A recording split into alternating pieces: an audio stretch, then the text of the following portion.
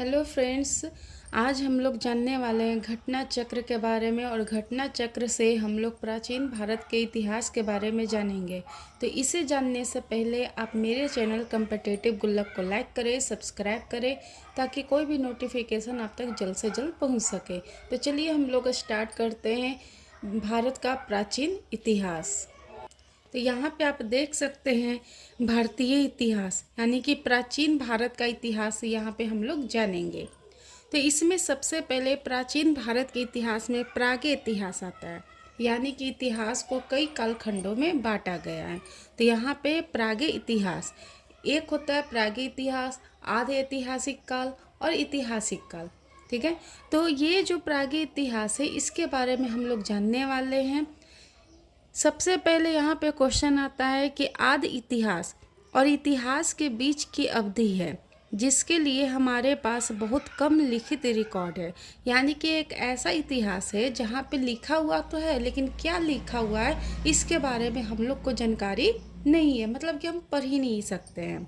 तो इसका ऑप्शन है आधुनिक इतिहास, प्रागैतिहासिक इतिहास, पोस्ट इतिहास या मध्यकालीन इतिहास।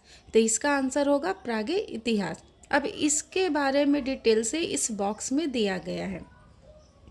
तो आदि इतिहास, प्रागैतिहासिक इतिहास और इतिहास के बीच की अवधि यानी कि ये जो 3 कालखंड है जिसके लिए हमारे पास बहुत कम लिखित रिकॉर्ड है।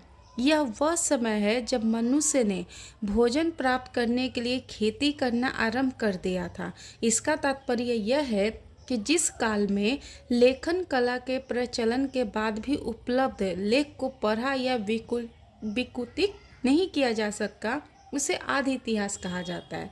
इसके अंतर्गत सिंधु सभ्यता एवं वैदिक सभ्यता भी आती है। यानी यहाँ पे यह कहा गया है कि यह जो इतिहास है यहाँ पे लिखा हुआ तो है लेकिन सही ढंग से आप पढ़ उसे नहीं पाते हैं। दूसरा प्रश्न है कि सबसे पुराना युग क्या है। तो सबसे पुराना युग यहाँ पे आर्कियन युग है। यानी कि प्रश्नगत विकल्पों में सबसे पुराना युग आर्कियन युग को माना जाता है। इस काल की चट्टानों में जीवाश्मों का पूर्णतः अभाव पाया जाता है, इसीलिए इसे प्राग जैविक काल भी कहते हैं। इन चट्टानों में ग्रेनाइट एवं नीस की अधिकता है और इसी काल में कैनेडियन शील्ड का भी निर्माण हुआ है। तो सबसे पुराना युग क्या है? आर्कियन युग है।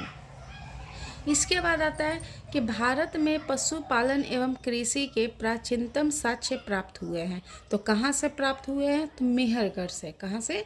मेहरगढ़ से। तो बोलन नदी के तट पर स्थित मेहरगढ़ एक नौपसान कालीन बस्ती थी जो पाकिस्तान के बलूचिस्तान में स्थित है। प्रश्नगत विकल्पों में यहाँ से पशुपालन एवं कृषि की प्राचीनतम साक्ष्य प्राप्त हुए हैं। पालतू पशुओं में भेड़, बकरियां एवं भैंसों को पाला जाता था। खेती में गेहूं एवं जौ आदि को भी उगाया जाता था। तो ये है कि भारत में पशुपालन एवं कृषि के सबसे जो पुराने साक्ष्य प्राप्त हुए वो कहाँ से? मेहरगढ़ से। इसके बाद प्रश्न आता है कि निम्नलिखित में से किस राज्य में भीमबेटका स्थल स्थित है। तो ये आपका हो जाएगा मध्य प्रदेश। तो इसके बारे में डिटेल से यहाँ दिया गया है। तो मध्यपाषाण कालीन प्रागैतिहास स्थल भीमबेटका मध्य प्रदेश के रायसेन जिले में स्थित है। भीमबेटका की गुफा से प्रागैतिहास चित्रकला के सैकड़ों उदाहरण मिले हैं। यहाँ के शैल चित्रों के प्रमुख विषय सामूहिक नृत्य, रेखांकित मानव कृति, शिकार, पशु पक्षी, युद्ध एवं प्राचीन मानव के जीवन के दैनिक क्रियाकलापों से भी जुड़े हुए हैं। तो ये हो गया प्रागैतिहासिक इतिहास से कुछ प्रश्न जो हमेशा पेपर ये सब में आते रहता है। अगला हम लोग जानते हैं हड़प्पा सभ्यता। तो हड़प्पा सभ्यता अपने आप में एक विकसित सभ्यता थी। तो चलिए इनसे भी जुड़े कुछ प्रश्नों को हम लोग देख लेते हैं। तो सबसे पहला प्रश्न है कि मोहनजोदारो किस नदी के तट पे स्थित था। तो ये सही होगा सिंधु नदी। अब इसके बारे में डिटेल से हम लोग जानते हैं। तो मोहनजोदारो सिंधु घाटी सभ्यता का प्रमुख नगर सिंधु नदी के दाहिने तट पे स्थित था। मोहनजोदारो की खोज राखलदास बनर्जी ने वर्ष 1922 में की थी। इसके बाद दूसरा प्रश्न है कि सिंधु घाटी सभ्यता में जोते हुए खेत के साक्ष्य किस स्थल से मिले हैं। तो ये सही आंसर होगा कालीबंगा से। तो सिंधु घाटी सभ्यता में जोते हुए खेतों के साक्ष्य राजस्थान के कालीबंगा स्थल से मिले हैं। कालीबंगा हड़प्पा सभ्यता के प्रमुख स्थलों में से एक है। कालीबंगा में मिले खांचों से पता चला है कि पूर्व हड़प्पा चरण में खेती की जुताई की जाती थी। कालीबंगा में मिले ये प्रमाण विश्व के सबसे पुराने जुते हुए खेत का सबूत माने जाते हैं। कालीबंगा में लकड़ी की नालियों के भी साक्ष्य मिले हैं। इसके बाद अगला प्रश्न है, निम्नलिखित में से किस राज्य में दैमाबाद नामक ताम्रपाषाण कालीन संस्कृति स्थल स्थित है? इसका सही आंसर होगा महाराष्ट्र। ठीक है, तो इसके बारे में हम लोग डिटेल से जानते हैं। यहाँ पे आप देख सकते हैं कि दैमाबाद नामक ताम्रपाषाण कालीन संस्कृति स्थल महाराष्ट्र राज्य में गोदावरी नदी की सहायक नदी प्रवरा के बाएं किनारे पे स्थित है। दैमाबाद जोरवे संस्कृति का भी बड़ा स्थल है। इसके बाद आता है प्रश्न कि सिंधु घाटी सभ्यता के किस स्थल से जल संरक्षण का साक्ष्य मिला है? तो इसका सही आंसर होगा धौलावीरा। तो सिंधु घाटी सभ्यता के धौलावीरा स्थल से जल संरक्षण का साक्ष्य मिला है। यह स्थल गुजरात के कच्छ जिले में स्थित है। इसके बाद है कि मोहनजोदारो का शाब्दिक अर्थ क्या होता है? तो इसका आंसर होगा मृतकों का टीला। तो मोहनजोदारो का शाब्दिक अर्थ मृतकों का टीला होता है। मोहनजोदारो सिंधु घाटी सभ्यता का एक प्रमुख शहर है। मोहनजोदारो की खोज राखलदास बनर्जी ने 1922 में की थी। इसके बाद अगला प्रश्न है कि कालीबंगा पुरातत्व स्थल किस भारतीय राज्य में स्थित है? तो इसका आंसर होगा राजस्थान। जहाँ भी कालीबंगा है सीधे राजस्थान। तो कालीबंगा राजस्थान के हनुमानगढ़ जिले में स्थित एक प्रमुख सिंधु घाटी सभ्यता का पुरातात्विक स्थल है। यह स्थल अपनी उन्नत कृषि प्रणाली और हड़प्पा कालीन नगर नियोजन के लिए प्रसिद्ध है। यहाँ जुते हुए खेतों के अवशेष और ईंटों से निर्मित संरचनाएं भी मिली हैं। अगला प्रश्न है कि सिंधु घाटी सभ्यता के लोग किसकी पूजा करते थे?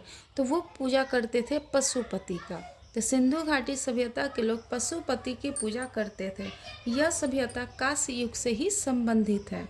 इसके बाद अगला प्रश्न है कि लोथल बंदरगाह किस नदी के किनारे था? तो लोथल जो है भोगवा नदी के किनारे था। तो लोथल बंदरगाह भोगवा नदी के किनारे स्थित है। भोगवा साबरमती नदी की सहायक नदी है।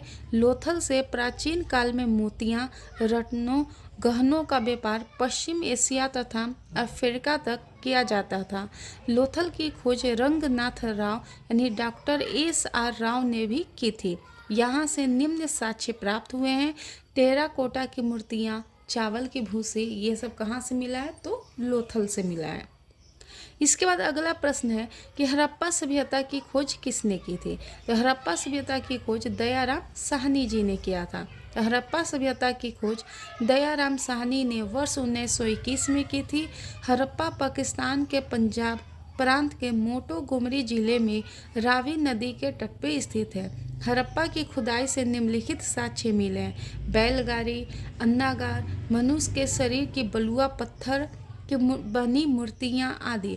सिंधु घाटी सभ्यता की खोज जॉन मार्शल के द्वारा किया गया। मोहनजोदारो का खोज राखलदास बनर्जी के द्वारा किया गया। लोथल और रंगपुर की खोज रंगनाथ राव के द्वारा किया गया था। इसके बाद है कि सिंधु घाटी के लोग थे, यानी सिंधु घाटी के लोग कैसे थे? शाकाहारी थे, मांसाहारी थे, दोनों थे, कैसे थे? तो सिंधु घाटी के जो लोग थे तो वो शाकाहारी और मांसाहारी दोनों थे। तो सिंधु घाटी सभ्यता के लोग शाकाहारी एवं मांसाहारी दोनों प्रकृति के थे।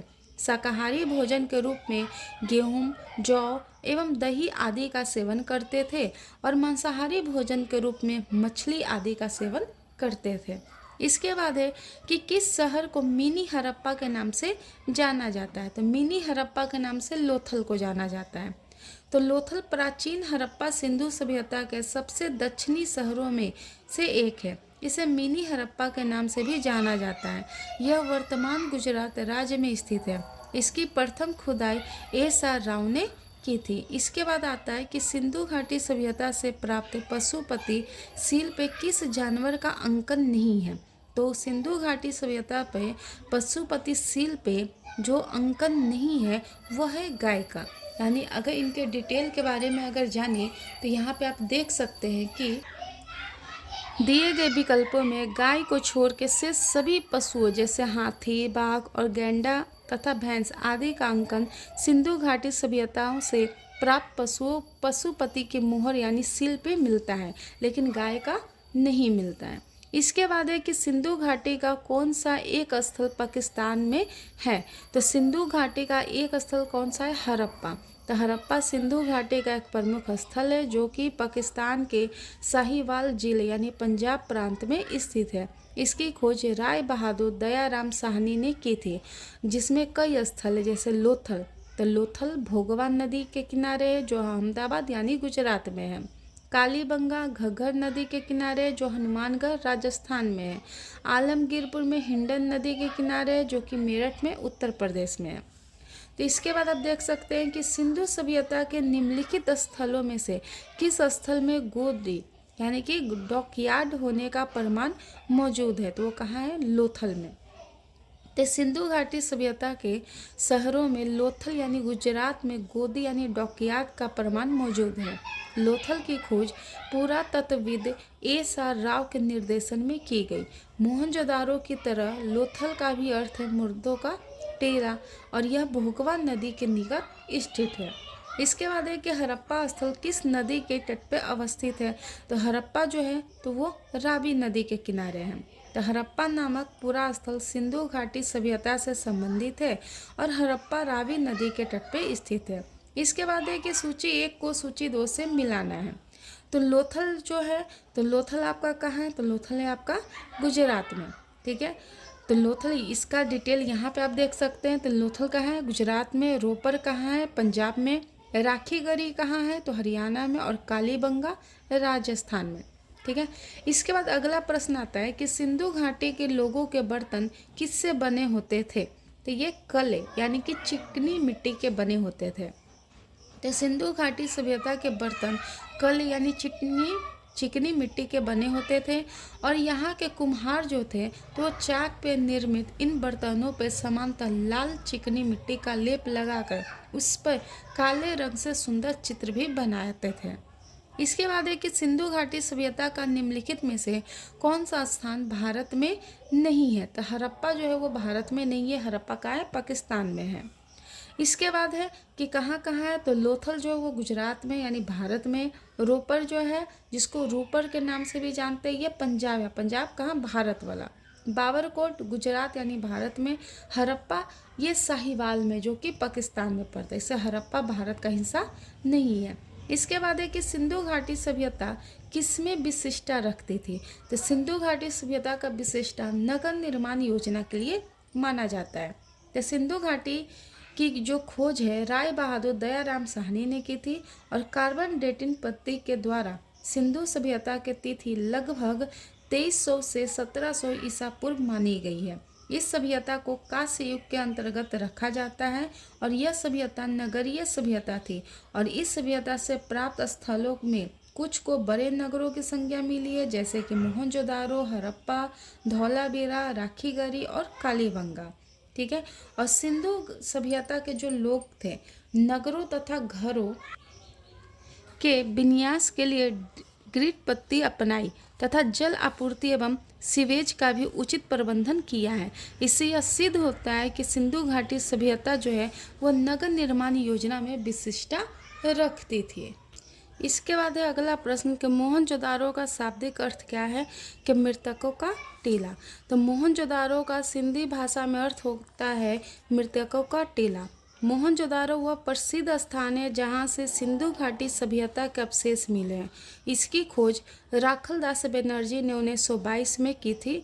यह दुनिया का सबसे पुराने नियोजित एवं उत्कृष्ट शहरों में एक माना जाता है। हड़प्पा पाकिस्तान के पंजाब प्रांत का एक पुरातात्विक स्थल है। सिंधु घाटी सभ्यता की खोज सर्वप्रथम यहीं से हुई, अतः इसे शहर के नाम के कारण सिंधु सभ्यता को हड़प्पा सभ्यता भी कहा जाता है। मेसोपोटामिया शब्द का अर्थ है 2 नदियों के बीच का क्षेत्र और यह क्षेत्र दजला और फरात नदियों के बीच का था। इसके बाद अगला प्रश्न है, सिंधु घाटी सभ्यता की मुख्य विशेषता क्या है? तो सिंधु घाटी सभ्यता की मुख्य विशेषता नगर नियोजन है। तो हालांकि सिंधु घाटी सभ्यता अपनी नगर योजना, चौड़ी सड़कों, निकासी व्यवस्थाएं, पक्के मकानों आदि के लिए जानी जाती है, परंतु नगर योजना सिंधु घाटी सभ्यता की प्रमुख विशेषता है। सिंधु घाटी सभ्यता के लोग पूजा करते थे तो पशुपति का पूजा करते थे, जिसमें हम लोग इसके बारे में जान चुके हैं कि मोहनजोदारो में पशुपति मुहर की खोज के आधार पर इतिहासकारों और पुरातत्वविदों का मानना है कि सिंधु घाटी के लोग पशुपति यानी भगवान शिव के एक रूप की उपासना करते थे। शिव पशुओं के भी स्वामी हैं।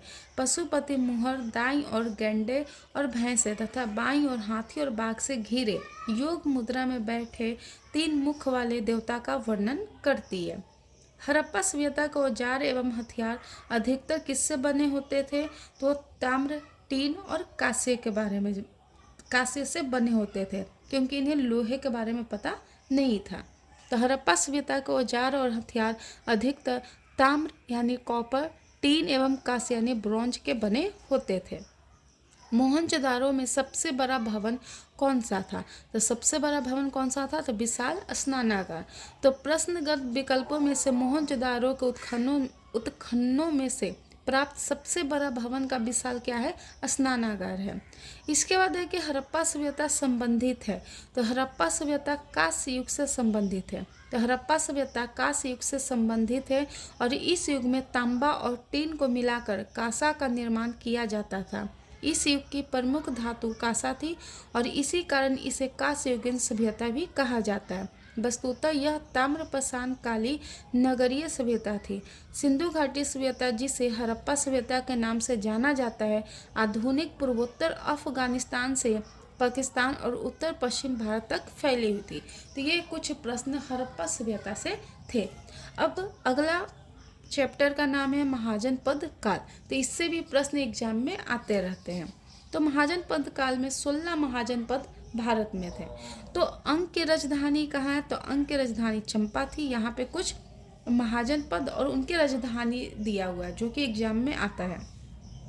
तो अंग की राजधानी चंपा, मगध का राजगीर, फिर गिरिब्रज हुआ, काशी का हो गया वाराणसी जिसे बनारस के नाम से जानते हैं, वत्स का कौशाम्बी, वज्जी का मिथिला, वैदेही, वैशाली सब एक ही नाम है, कौशल का श्रावस्ती, साकेत, मल का हो गया कुशीनगर, पंचाल का हो गया कामपल्लिया, कुरु का हो गया इंद्रप्रस्थ। तो ये कुछ नाम हैं महाजनपद और उनकी राजधानी। इसके बाद है कि बिंबिसार का प्रसिद्ध राजवैद्य जीवक का निवासी था। कहाँ का? तो राजगृह का। तो जीवक प्राचीन भारत के प्रसिद्ध चिकित्सक थे। वे बौद्ध ग्रंथों के अनुसार मगध के राजा बिंबिसार के राजवैद्य थे और उन्होंने महात्मा बुद्ध का भी इलाज किया था। उनका संबंध राजगृह यानी वर्तमान बिहार से था। मगध की प्रथम राजधानी कौन सी थी? तो प्रथम राजधानी गिरिब्रज था, फिर राजगीर हो जाता है, राजगृह हो जाता है। तो मगध की प्रथम राजधानी गिरिब्रज यानी आधुनिक राजगीर थी। हर्यक वंश के शासक अजातशत्रु ने गंगा एवं सोन नदियों के संगम पे पाटलिपुत्र का दुर्ग बनाया तथा उसके पुत्र उदयन ने मगध की राजधानी गिरिब्रज से पाटलिपुत्र स्थानांतरित कर दी। इसके बाद है कि निम्नलिखित में से मगध के किस शासक ने गंगा नदी के तट पे पाटलिपुत्र नामक शहर बसाया था? तो कौन सा बसाए थे? तो अजातशत्रु। ठीक है, यहाँ पे मिलाने वाला है सूची 1 को सूची 2 से मिलाइए। तो यहाँ पे है कि अंग है तो अंग की राजधानी कहाँ हो गई? चंपा। ठीक है, काशी, तो काशी का राजधानी कहाँ हो जाएगा? तो वाराणसी। कौशल है तो कौशल का राजधानी कहाँ हो जाता है? श्रावस्ती।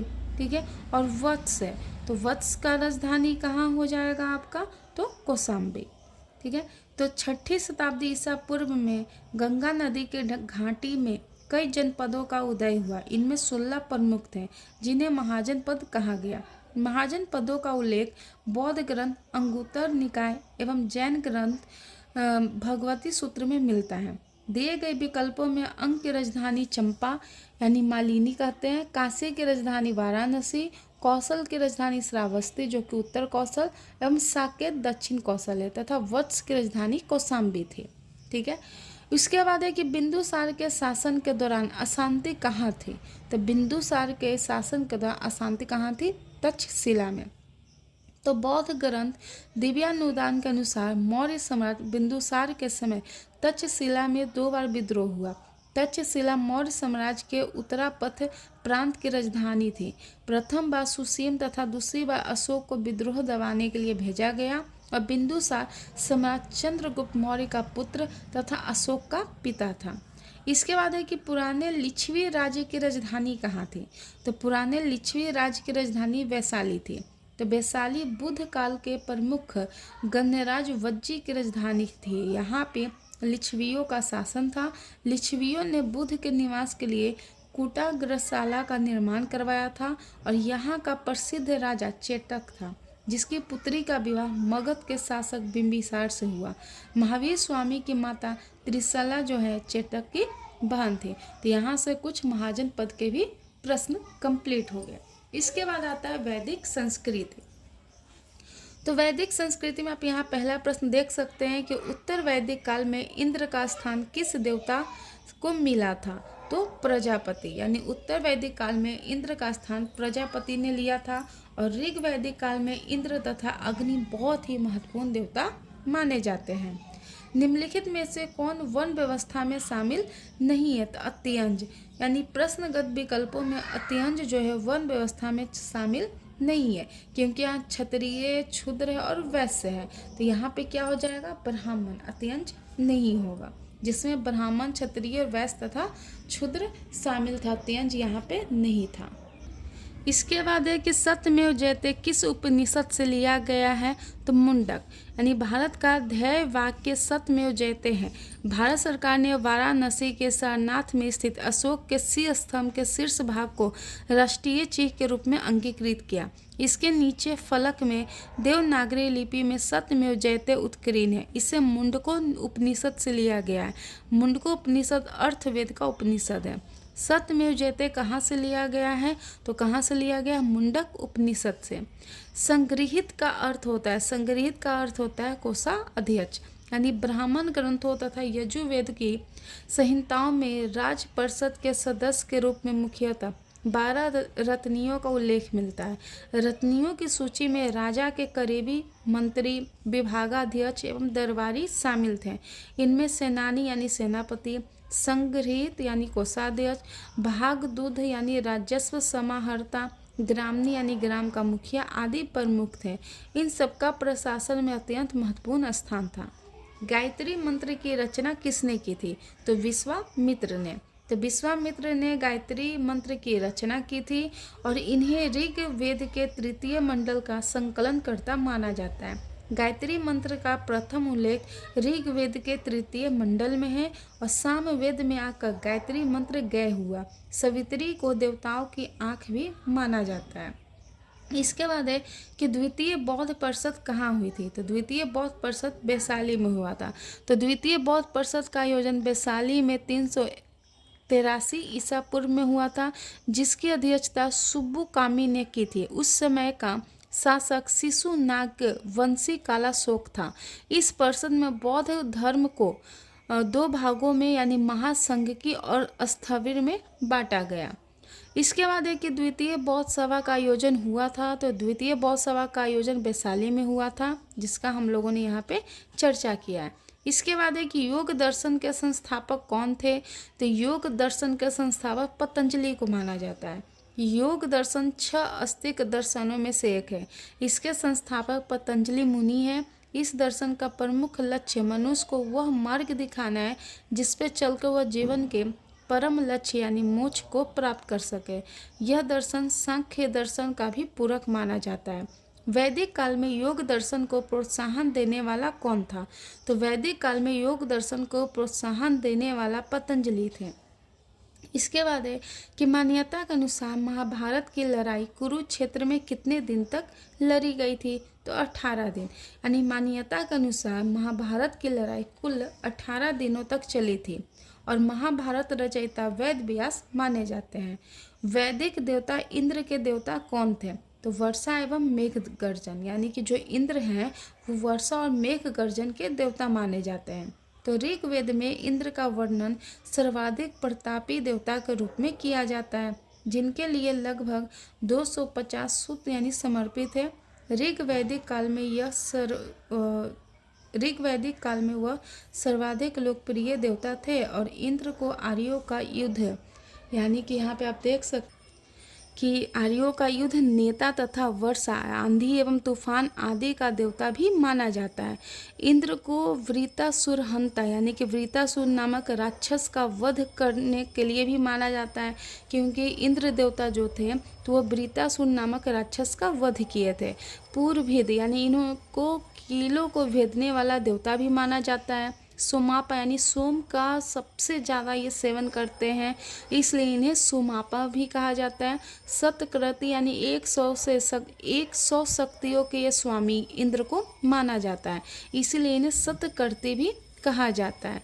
इसके बाद अगला प्रश्न है कि संस्कृत व्याकरण का पिता किसे कहा जाता है।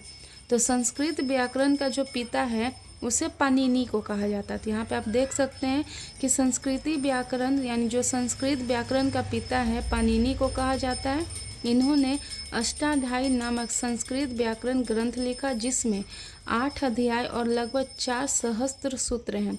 इनके इसी अतुलनीय योगदान के कारण इन्हें यह उपाधि दी जाती है। इसके बाद है कि सुमेलित कीजिए यानी कि मिलान है। तो यहाँ पे आप देख सकते हैं कि जो ब्रह्मचर्य है, तो ब्रह्मचर्य का टाइम रहता है कि आप जन्म से ही 25 वर्ष तक आप ब्रह्मचर्य का पालन करें। गृहस्थ जीवन में आप 25 से 50 साल तक आप गृहस्थ जीवन जीते हैं।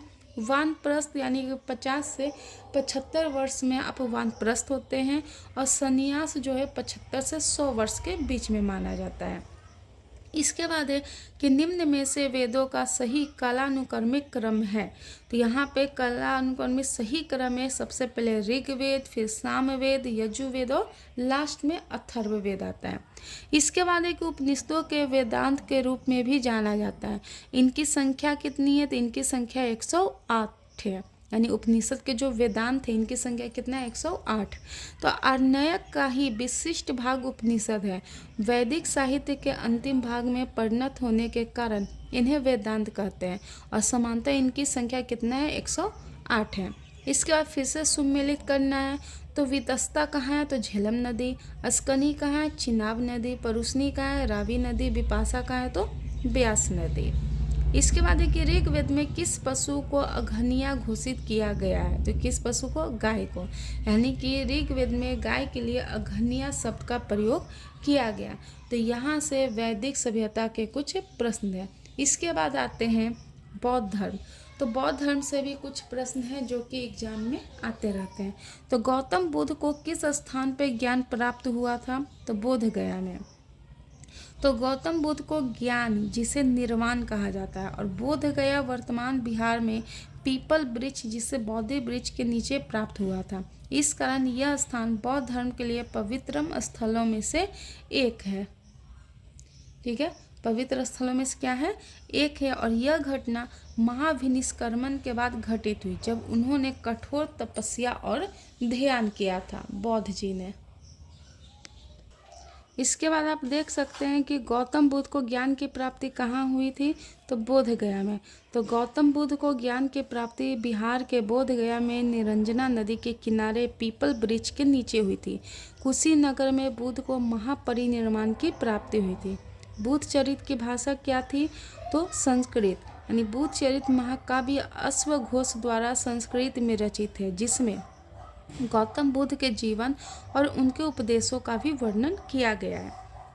इसके बाद है कि किस शासक ने चतुर्थ बौद्ध संगीति कश्मीर में आयोजित किया गया था, तो कनिष्क ने चौथा बौद्ध संगीति आयोजन किया था, वो भी कहाँ, तो कश्मीर में। तो चतुर्थ बौद्ध संगीति का आयोजन कनिष्क ने 78 ईस्वी में कश्मीर में किया था। इसका उद्देश्य बौद्ध धर्म के विभिन्न विचारों को संहिताबद्ध करना था।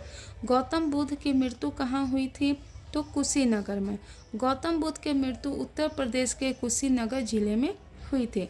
अगर गौतम बुद्ध का जन्म कहा जाए तो 563 ईसा पूर्व लुम्बिनी में हुआ था। इनके पिता का नाम सुदोधन था। बचपन का नाम सिद्धार्थ है। माता का नाम महामाया है। इनका पालन पोषण प्रजापति गौतमी की थी, जो कि मौसी हैं, क्योंकि इनकी माता ने इनको जन्म देते ही मर गई थी। ज्ञान प्राप्ति इनको बोध गया में बौद्ध वृक्ष के नीचे हुआ और इनका विवाह यशोधरा से हुआ था। इसके बाद आप देख सकते हैं कि भगवान बुद्ध ने अपना पहला धर्मोपदेश कहाँ दिया था, यानी अपना पहला प्रवचन इन्होंने कहाँ दिया था। तो इसका सही आंसर है सारनाथ में। तो भगवान गौतम बुद्ध ने अपना प्रथम उपदेश, जिसे प्रवचन कहते हैं, सारनाथ जो कि वाराणसी में है, वहाँ दिया था। और इस उपदेश को धर्म चक्र प्रवर्तन के नाम से भी जाना जाता है। तो बोध गया में महात्मा बुद्ध को ज्ञान की प्राप्ति हुई और कुशीनगर में महात्मा बुद्ध का अंतिम उपदेश था और यहीं पे इनकी मृत्यु हो गई, जिसे महापरिनिर्वाण की भी प्राप्ति कहते हैं। और सांची में मध्यकालीन भारत में बौद्ध धर्म का मुख्य केंद्र रहा है। भगवान बुद्ध का जन्म कहाँ हुआ है, तो नेपाल में हुआ है। तो भगवान बुद्ध का जन्म 563 ईसा पूर्व में नेपाल के लुम्बिनी में हुआ था और इनका जन्म शाक्य कुल के राजा सुदोधन के घर में हुआ था। इनकी माता का नाम महामाया था, जो कौलीय वंश से संबंधित थी। इनके जन्म के 7वें दिन ही इनकी माता का निधन हो गया, जिससे इनका पालन पोषण इनकी मौसी प्रजापति गौतमी ने किया था। इसके बाद है कि बौद्ध धर्म के संस्थापक कौन थे, तो गौतम बुद्ध।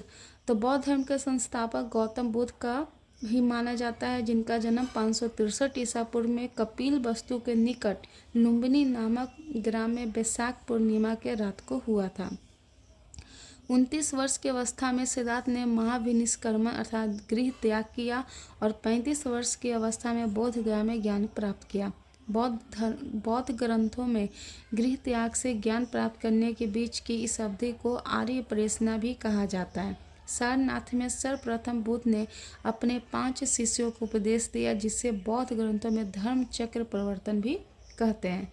इसके बाद है कि महात्मा बुद्ध ने कहाँ महापरिनिर्वाण किया, तो कहाँ किए थे, कुशीनगर में। तो महात्मा बुद्ध ने कुशीनगर यानी कुशीनारा भी कहा जाता है, तो महापरिनिर्वाण प्राप्त किया और अपने अंतिम समय में बुद्ध अपने मत का प्रचार करते हुए मल्लों की राजधानी पावा पहुँचे, जहाँ वे चुंद नामक लुहार की आम्रवाटिका में ठहरे। उसने बुद्ध को शुकर मधव खाने को दिया, इससे उन्हें रता सितार हो गया और फिर वे कुशीनारा यानी मल्ल गणराज, ठीक है, कहाँ, मल्ल गणराज की राजधानी चले गए और कुशीनारा में 483 ईसा पूर्व में 80 वर्ष की अवस्था में उनको शरीर त्याग दिया। बौद्ध ग्रंथों में इसे ही महापरिनिर्वाण की संज्ञा दी जाती है। इसके बाद है कि भगवान बुद्ध ने ज्ञान प्राप्त करने के लिए लंबे वर्षों की तपस्या और साधना में व्यतीत किया। तो कहाँ पे किया था, तो गया में। तो भगवान बुद्ध ने ज्ञान प्राप्त करने के लिए गया, जिसे बोध गया या उरुवेला में माना जाता है, एक लंबा समय तक तपस्या और साधना में व्यतीत किया। तब पश्चात बैसाख पूर्णिमा की रात एक पीपल के वृक्ष के नीचे उन्हें ज्ञान प्राप्त हुआ। इसके बाद है कि सूची 1 को सूची 2 से मिलान करना है। तो यहाँ पे आप देख सकते हैं कि कल्प है, निवृत्त है, छंद है और शिक्षा है। तो कल्प जो है, तो कल्प कहाँ हो जाता है, तो आपका यज्ञ का संपादन इसको कहते हैं। निवृत्त किसको कहते हैं, तो शब्द की व्युत्पत्ति, छंद मतलब मंत्र और शिक्षा मतलब शुद्ध उच्चारण। यहाँ पे आप देख सकते हैं कि वेदों को समझने एवं वैदिक कर्म कांडों के प्रतिपादन में सहायता के लिए जिस नवीन साहित्य की रचना हुई, इसे वेदांग कहते हैं और इनकी संख्या 6 है। शिक्षा, कल्प, व्याकरण, निरुक्त, छंद एवं ज्योतिष। इसमें कल्प का विषय यज्ञ का संपादन करना, निरुक्त का विषय ये शब्दों की व्युत्पत्ति को समझना, छंद का विषय मंत्र और शिक्षा का संबंध शुद्ध उच्चारण से है और व्याकरण का संबंध भाषा संबंधी समस्त नियमों तथा ज्योतिषी का संबंध ग्रहों तथा नक्षत्रों की स्थिति के अध्ययन से है। इसके बाद है कि वज्रयान संप्रदाय क्या है, तो वज्रयान संप्रदाय जो है बौद्धों का है। तो वज्रयान संप्रदाय का संबंध बौद्ध धर्म से है। यह बौद्ध दर्शन और अभ्यास की एक जटिल और बहुमुखी प्रणाली है। यह तंत्र मंत्र पर आधारित है और इसका भारत एवं पड़ोसी देशों में विशेषकर तिब्बत में प्रसार रहा। वज्रयान के प्रमुख ग्रंथ वज्र शेखर सूत्र एवं महावैरोचन सूत्र आदि हैं। ठीक है। इसके बाद है कि गौतम बुद्ध के संवादों की भाषा क्या थी, तो पाली भाषा। तो गौतम बुद्ध के उपदेश यानी संवादों की भाषा क्या थी, पाली। बुद्ध से संबंधित अवतारों से जुड़े प्रतीकों में स्तूप इसका प्रतीक है, तो किसका है, मृत्यु का। तो मृत्यु का क्या होता है प्रतीक, स्तूप हो गया। जन्म का कमल है, गृह त्याग का घोड़ा हो गया, महाबोधि का बोधि वृक्ष और प्रथम प्रवचन का धर्म चक्र। तो भारत से बौद्ध धर्म की शुरुआत कश्यप मलंगा ने किस वर्तमान देश में की थी, तो कहाँ से, चीन से। कश्यप मतंगा एक भारतीय बौद्ध भिक्षु थे जिन्होंने सर्वप्रथम चीन में बौद्ध धर्म को पहुंचाया। मान्यता के अनुसार वे लगभग 67 ईस्वी में हान राजवंश के सम्राट मिंग के निमंत्रण पर भारत से चीन गए और ऐसा माना जाता है कि सम्राट मिंग ने बुद्ध को स्वप्न में देखा था और उनकी शिक्षाओं को चीन लाने के लिए दूतों को भेजा था। ये दूत मतंगा और धर्म रत्न को सफ़ेद घोड़ों के ऊपर बैठाकर चीन लेकर पहुँचे। इसीलिए सम्राट द्वारा इनके निवास हेतु बनाए गए मठ को श्वेत अश्व मंदिर भी कहा जाता है। इसके बाद अगला प्रश्न है कि वैदिक काल में वर्ण व्यवस्था किससे प्रतिपादित थी, तो किससे, मनु से। तो प्रश्नगत विकल्पों में से वैदिक काल में वर्ण व्यवस्था का प्रतिपादन मनु ने किया था। इनके द्वारा रचित मनु स्मृति में 4 वर्णों का वर्णन मिलता है। ब्राह्मण, ब्राह्मण का मतलब होता है पुजारी, शिक्षक, विद्वान इत्यादि। क्षत्रिय का मतलब होता है योद्धा, शासक, सैनिक एवं प्रशासक आदि। वैश्य मतलब व्यापारी, क्षुद्र मतलब सेवा प्रदाता। यानी ये चारों वर्ण एक दूसरे के पूरक एवं सहयोगी के तौर पे काम करते थे। ध्यातव्य यह है कि चारों वर्णों का प्रथम उल्लेख ऋग्वेद के पुरुष सूक्त में मिलता है। इसके बाद अगला प्रश्न है कि गौतम बुद्ध ने अपना प्रथम उपदेश कहाँ दिया था, तो सारनाथ में। तो गौतम बुद्ध ने अपना प्रथम उपदेश सारनाथ में दिया, जिससे बौद्ध धर्म में धर्म चक्र प्रवर्तन कहा गया। बौद्ध गया यानी महात्मा बुद्ध को पीपल वृक्ष के नीचे बौद्ध यानी ज्ञानोदय प्राप्त हुआ। लुम्बिनी महात्मा बुद्ध की जन्मस्थली है जो नेपाल में स्थित है और महात्मा बुद्ध को 80 वर्ष की आयु में 483 ईसा पूर्व में महापरिनिर्वाण प्राप्त हुआ। भगवान बुद्ध को ज्ञान की प्राप्ति कहाँ हुई थी, तो बोध गया में। बुद्ध को प्रबोध कहाँ प्राप्त हुआ था, तो बोध गया में। गौतम बुद्ध द्वारा धर्म चक्र प्रवर्तन कहाँ से आरंभ हुआ, तो सारनाथ से। त्रिपिटक धार्मिक ग्रंथ है किसका, बौद्धों का। यानी त्रिपिटक बौद्ध धर्मों का प्रमुख ग्रंथ है जिसे सभी बौद्ध संप्रदाय मानते हैं। यह बौद्ध धर्म का प्राचीनतम ग्रंथ है जिसमें भगवान बुद्ध के उपदेश संग्रहित है। यह ग्रंथ पाली भाषा में लिखा गया और विभिन्न भाषाओं में अनुवादित है। इसके बाद है कि प्रारंभिक बौद्ध धर्म ग्रंथों की रचना किसमें की गई है, तो किसमें की गई है, तो पाली भाषा में यानी पाली पाठ में। ठीक है, तो आज यहीं तक हम लोग रहने देते हैं। कल के लेक्चर में हम लोग जैन धर्म, मौर्य काल, गुप्त काल ये सब के बारे में जानेंगे। तो आप ज़्यादा से ज़्यादा मेरे चैनल को लाइक करें और सब्सक्राइब